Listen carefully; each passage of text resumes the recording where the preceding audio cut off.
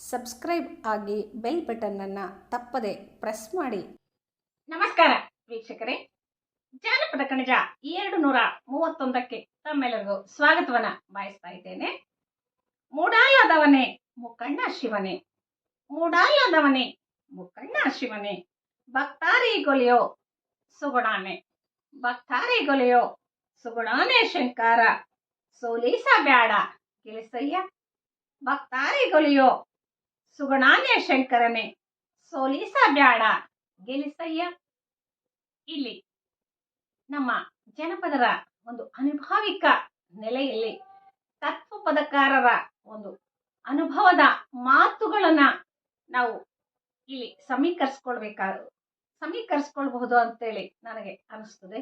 ಯಾವ ತತ್ವಪದಕಾರರ ಒಂದು ತತ್ವಾದೇಶಗಳು ಇದ್ವೋ ಅಂತಹ ಆದೇಶಗಳನ್ನ ಕೊಡ್ಲಿಕ್ಕೆ ಜೀವನಾನುಭವದ ಅನುಭಾವಿಕ ನೆಲೆಗಳು ನಮ್ಮ ಜನಪದರಿಗೆ ಆಗು ಮಾಡಿಕೊಟ್ಟು ಅಂತ ಹೇಳಿ ನನಗೆ ಅನಿಸ್ತದೆ.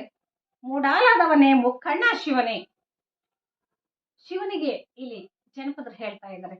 ಇಲ್ಲಿ ಶಿವ ಅಂದ್ರೆ ಅವರಿಗೆ ಬಹಳ ಪ್ರಿಯವಾದ ದೈವ.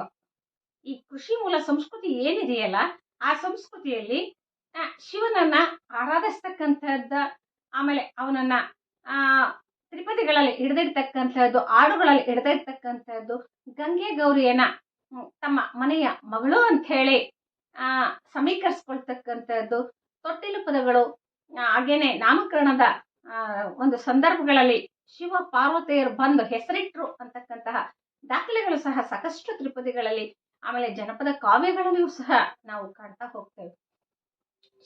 ಶಿವನ ಪರಿವಾರ, ಶಿವನ ಹೆಂಡತಿ ಮಕ್ಕಳು ಅಂದ್ರೆ ಅವರಿಗೆ ಬಹಳ ಪ್ರಿಯ. ಹಾಗಾಗಿ ಇಲ್ಲಿ ಹೇಳ್ತಾ ಇದ್ದಾರೆ, ಮೂಡಾಲದವನೇ ಮುಕ್ಕಣ್ಣ ಶಿವನೇ. ಆ ಶಿವ ಅಂದ್ರೆ ಅವನ ಒಂದು ಸ್ಮಶಾನ ಕಾಯುವಿಕೆ ಏನಿತ್ತಲ್ಲ, ಅಲ್ಲಿ ಭಸ್ಮವನ್ನ ಬಳ್ಕೊಳ್ತಕ್ಕಂಥದ್ದು, ವಿಭೂತಿಯನ್ನ ಧಾರಣೆ ಮಾಡ್ತಕ್ಕಂಥದ್ದು, ಇವೆಲ್ಲವೂ ಸಹ ಎಲ್ಲೋ ಒಂದ್ ಕಡೆಗೆ ಶೈವ ಸಂಸ್ಕೃತಿಯ ಒಂದು ಮೂಲ ಆಶಯಗಳನ್ನ ಬಿಂಬಿಸ್ತಕ್ಕಂತಹ ವಿಚಾರಗಳು ಅಂದ್ರೂ ತಪ್ಪಾಗ್ಲಿಕ್ಕಿಲ್ಲ. ಇಲ್ಲಿ ಜನಪದ ಸಮಾಜ ಭಸ್ಮವನ್ನ, ಭೂಮಿಯನ್ನ, ನೆಲವನ್ನ, ಮಣ್ಣನ್ನ ದೈವತ್ವಕ್ಕೆ ಏರಿಸಿಕೊಂಡು ಅದರ ಆರಾಧಿಸುವುದರ ಜೊತೆಗೆ ಶಿವನನ್ನು ಸಹ ಆರಾಧಿಸ್ತಕ್ಕಂಥದ್ದನ್ನ ಈ ತ್ರಿಪದಿಗಳು ಹೇಳ್ಕೊಡ್ತಾರೆ. ಭಕ್ತಾರಿಗೊಳಿಯೋ ಸುಗುಣಾನೆ, ಕಷ್ಟ ಬಂದಾಗ ಕರೆದ್ರೆ ಬರ್ತಕ್ಕಂಥವನು ಶಿವ. ಯಾಕಂದ್ರೆ ಶಿವ ಅಂದ್ರೆ ಐಷಾರಾಮಿ ಒಂದು ದೈವ ಅಲ್ಲ. ಶಿವನ ಉಡುಗೆ ತೊಡುಗೆಗಳು ಸಹ ಅಷ್ಟೇ ಸರಳ. ಅವನಿಗೆ ಯಾವುದೇ ರೀತಿಯ ಐಷಾರಾಮಿ ಬದುಕು ಇಲ್ಲ. ಅವನಿಗೆ ಸ್ಮಶಾನವೇ ವಾಸ. ಅವನ ಉಡುಗೆ ತೊಡುಗೆಗಳು ಸಹ ಒಂದು ಆಡಂಬರ ರಹಿತವಾಗಿರ್ತಕ್ಕಂತಹ ಉಡುಗೆ ತೊಡುಗೆಗಳನ್ನ ಹುಟ್ಟಂತವನು. ಹಾಗೆಯೇ ಅವನು ಹಾವು, ಗಂಗೆ ಅಂದ್ರೆ ಜಲ ಪ್ರತೀಕ. ಜನಪದರಿಗೆ ಗಂಗೆ ದೈವ ಸ್ವರೂಪಿ, ಹಾವು ಒಂದು ಜೀವಂತಿಕೆಯ ಒಂದು ಪ್ರಾಣಿ ಸಂಕುಲದ ಪ್ರತೀಕ. ಈ ರೀತಿಯಾಗಿ ಅವರು ಆ ಒಂದು ಶಿವನ ಒಂದು ಇಡೀ ಅವನ ಜೀವನ ಶೈಲಿಯನ್ನ ತಮ್ಮ ಬದುಕಲ್ಲಿ ಸಮೀಕರಿಸಿಕೊಂಡು ಕಷ್ಟ ಬಂದಾಗ ಓಡೋಡಿ ಬರ್ತಕ್ಕಂತಹ ದೈವ ಅಂದ್ರೆ ಶಿವ ಅಂತ ಹೇಳಿ ಅವರು ಎಲ್ಲ ಒಂದ್ ಕಡೆಗೆ ಮನಸ್ಸಲ್ಲಿ ಅಂದ್ಕೊಂಡಿರುವಂತಹದ್ದನ್ನ ಸಾಕಷ್ಟು ಕಾವ್ಯಗಳು, ಕಥನಗಳಲ್ಲಿ ನಾವು ನೋಡ್ತಾ ಬಂದಿದ್ದೇವೆ ಕೂಡ. ಹಾಗಾಗಿ ಭಕ್ತಾರಿಗೊಳಿಯೋ ಸುಗುಣಾನೇ ಶಂಕರ, ಸೋಲಿಸಬೇಡ ಗೆಲಿಸಯ್ಯ. ಜೀವನ ಅಂದ್ರೆ ಅದು ಒಂದು ರೀತಿಯ ಪಂದ್ಯದ ಆಟ ಇದ್ದಾಗ ಅಲ್ಲಿ ಬರೀ ಗೆಲುವೇ ಇರ್ಲಿಕ್ಕೆ ಸಾಧ್ಯ ಇಲ್ಲ, ಸೋಲು ಇರ್ಲಿಕ್ಕೂ ಸಾಧ್ಯ ಇಲ್ಲ. ಹಗಲು ರಾತ್ರಿಗಳು ಯಾಕೆ ಮನುಷ್ಯನಿಗೆ ಅನಿವಾರ್ಯನೋ ಹಾಗೆ ಬೆಳಕು ಬಂದ ನಂತರ ಕತ್ಲೆ ಬರ್ತದೆ, ಕತ್ಲೆ ಬಂದ ನಂತರ ಬೆಳಕು ಬರ್ತದೆ. ಹಾಗೆ ಸುಖದ ರಸನಿಮಿಷಗಳು ಯಾವಾಗ ಬರ್ತದೆ, ನೋವಿನ ಸಂಕಷ್ಟಗಳು ಯಾವಾಗ ಬರ್ತದೆ ಅನ್ನುವ ಅರಿವು ಅವರಿಗೆ ಎಲ್ಲ ಒಂದ್ ಕಡೆಗೆ ಆತಂಕ, ಭಯಗಳಾಗಿ ಕಾಡ್ತಾ ಇರ್ಬೇಕನ್ನಿಸ್ತದೆ. ಹಾಗಾಗಿ ಈ ಬದುಕಿನ ಪಂದ್ಯಾಟದಲ್ಲಿ ನನ್ನನ್ನ ಗೆಲ್ಲಿಸು, ನನಗೆ ಕಷ್ಟಗಳನ್ನ ಕೊಡಬೇಡ, ನನ್ನನ್ನ ಒಬ್ಬ ಪರಿಪೂರ್ಣ ಬದುಕನ್ನ ಬದುಕತಕ್ಕಂತಹ ಒಂದು ಆತ್ಮಚೇತನವಾಗಿ ನೀನು ಈ ಜಗತ್ತಿಗೆ ಕೊಡು. ನಿನ್ನ ಆಶೀರ್ವಾದ ಇದ್ರೆ ನಾನು ಎಲ್ಲವನ್ನ ಗೆಲ್ಲಬಹುದು. ಹಾಗಾಗಿ ಶಿವನೇ, ಶಂಕರನೇ, ನೀನು ಸೋಲಿಸಬೇಡ, ಈ ಬದುಕಿನ ಬಾಳ ಬಂಡಿಯನ್ನ ನೀನು ಗೆಲ್ಲಿಸಬೇಕು.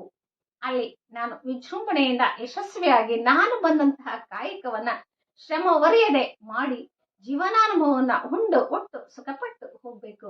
ಕಷ್ಟಪಟ್ಟು ದುಡಿಬೇಕು, ಹೊಟ್ಟೆ ತುಂಬಾ ಉಣಬೇಕು, ಸಂತೋಷದಿಂದ ನೆಮ್ಮದಿಯಿಂದ ನಿದ್ರೆ ಮಾಡಬೇಕು, ಸುಖ ಸಂಸಾರವನ್ನ ಮಾಡಬೇಕು. ಮಕ್ಕಳು ಮರಿ ಎಲ್ಲರನ್ನ ನೋಡ್ಕೊಳ್ತಾ ಇಡೀ ಸಮಷ್ಟಿ ಪ್ರಜ್ಞೆಯಿಂದ ಇಡೀ ಗ್ರಾಮವೇ ನಂದು, ಇಡೀ ಊರೇ ನಂದು, ಇಡೀ ಕುಟುಂಬವೇ ನಂದು, ಕೂಡು ಕುಟುಂಬಗಳಲ್ಲಿ ಒಂದು ಸಮೃದ್ಧಿಯ ಬದುಕಲ್ಲಿ ಬದುಕತಕ್ಕಂತಹ ಜನಪದ ಸಂಸ್ಕೃತಿಯಲ್ಲಿ ಆ ಶಿವನನ್ನ ಆರಾಧಿಸ್ತಾ ಈ ಬದುಕಿನ ಸೋಲನ್ನ ಒಪ್ಕೊಳ್ಳಿಕ್ಕೆ ಆ ಸಮಾಜ ತಯಾರಿಲ್ಲ. ಆ ಬದುಕನ್ನ ನಾವು ಕಷ್ಟಪಟ್ಟು ಆ ಬದುಕನ್ನ ಸಹ್ಯ ಮಾಡ್ಕೊಳ್ತೀವಿ, ನಾವು ಗೆಲುವನ್ನ ಕಂಡುಕೊಳ್ತೀವಿ. ಅದಕ್ಕೆ ನಿನ್ನ ಒಂದು ಆಶೀರ್ವಾದ ನಮಗೆ ಇರಲಿ.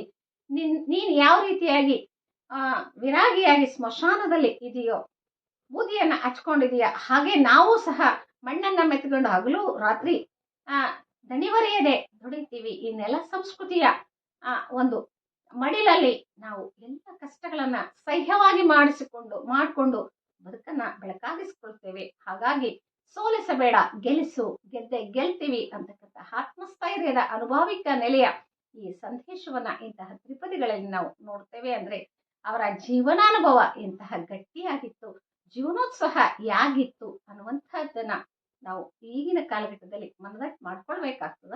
ಧನ್ಯವಾದ.